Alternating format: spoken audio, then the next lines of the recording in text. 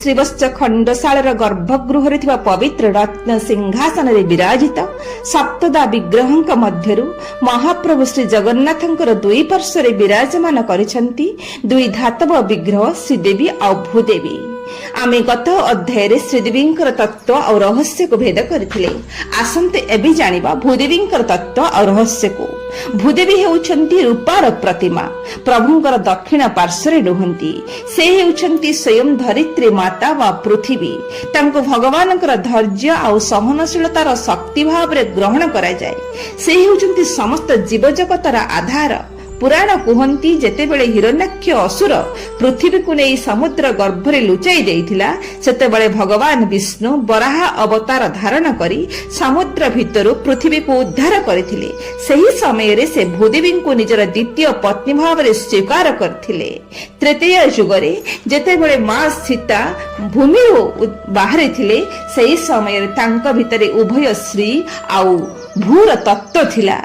पुणी द्वापर रे श्रीकृष्णकर दुई मुख्य पटमहिषी थिले श्रीदेवी और भूदेवी। श्रीदेवी हेउछंती माता रुक्मिणी और भूदेवी अवतार हेउछंती सत्यभामा।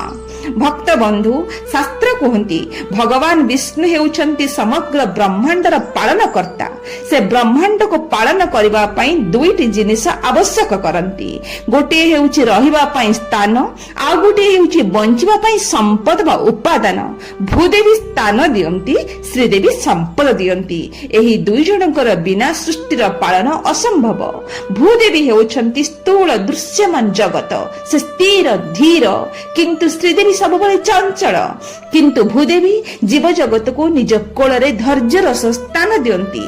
रूपा हेउची सरलता शीतलता शांति और धैर्यर प्रतीक।